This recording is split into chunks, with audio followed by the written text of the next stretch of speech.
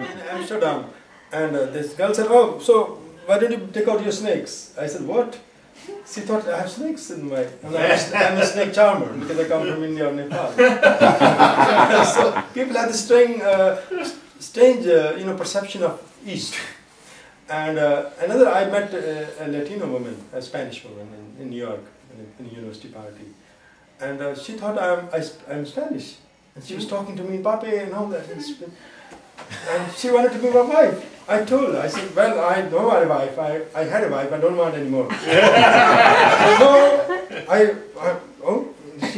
She thought I was just pretending not to speak Spanish. I knew Spanish. But the poem is called Latino Love. Latino love found me in a bustling NYC party accidentally. Latino love took me to be a shaman, for sure. My black bag bulging from magical rainbows, serpents from a Hindu heaven, skull of an abducted female yeti. Magic mushrooms, yarcha gumba, and other Himalayan aphrodisiacs, to raise even a starchy stone from its Amazon sleep. Latino love adored the pagan adulation of her brown, long legs. Golden-limbed goddess inside her spacious body's wide sanctuary. Latino love wished to make love to me all night long, translating my works, except love poems, into Spanish. Latino love wanted to rent my brown body, turn it into a sacred sutra, a Sufi song, or a shahtu shawl to wrap around her shoulders, all the time, in all NYU parties. Latino love said she understood the sanguine silence of my snow peaks. Latino love wanted some action right away. Flowers of wild passions wet from her impassioned breaths. "Can you read my future?" she asked, spreading her palm after the waters had receded. Maybe there's a Yuyu in the spidery maze of these heavenly alleys. Latino love wanted to be a wife I already had.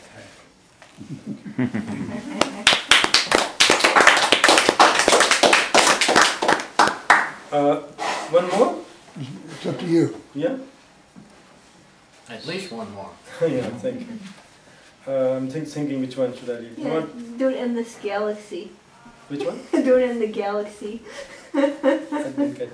Don't end the galaxy. Oh yeah. So, about Nepal or about Europe? Which one should I read? The last one. Read both.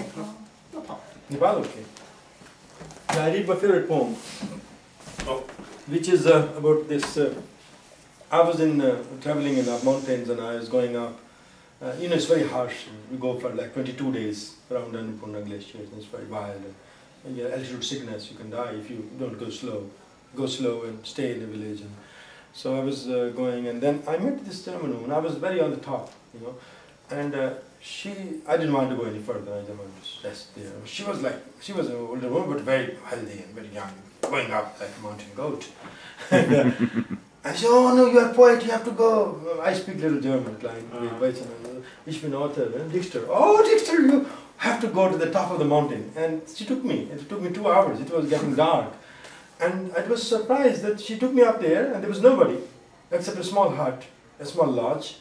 And she went back. I said, "Well, how could you go?" And she said, "No, don't worry. I just wanted to show you the place." And she took this big effort of walking up 2 hours and then going down. And I was really very happy.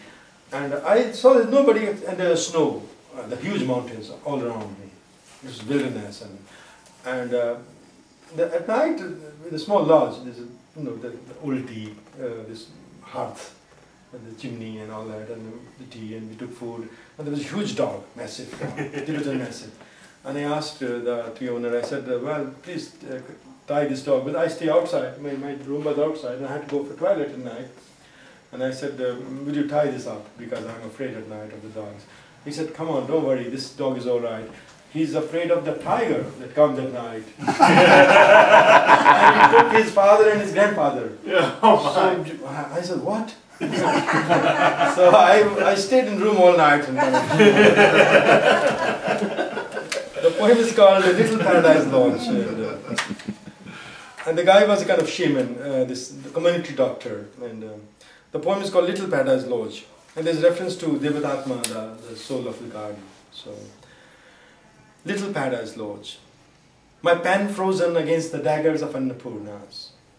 On an oblong, shapeless plank, chopped from a sandalwood tree trunk and used as a table, I place my elbows and hold my face in my hands. Blinding snows of the Annapurna ridge mutually shining in the eye of my mind. I sit in the spacious courtyard of your paradise lodge, deciphering shrill notes of the birds in the mossy trees.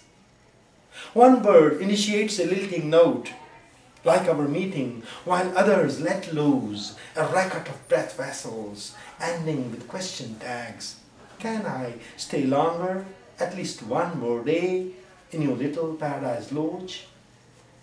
Two birds playing in the crimson cherry tree stir a chord that seems like opening up of the blossoms of our bodies. Would you take me away and marry me? But what about this electric whistle, this cicada's constant chirr, chirr? The struggle of our breathless bodies against the dark suit of the night. The pigeons strutting freely in your courtyard coo like exhausted porters climbing the mule paths in the singing gorges. Their guttural quant quant qua, quant quant qua, quant quant qua. They seem to be using human language, a kind of hushed speech the robbers might use. Love, in the courtyard of your little paradise lodge, I see silence, turning flowers into daggers. A herd of cows shuffles past me in a joyous mood, festive like young girls going to a hillside fair, saying, "You brother, don't you go away, brother. We'll be back soon, until dusk, with presents." A cuckoo passes overhead. Its distinct caw, caw, caw.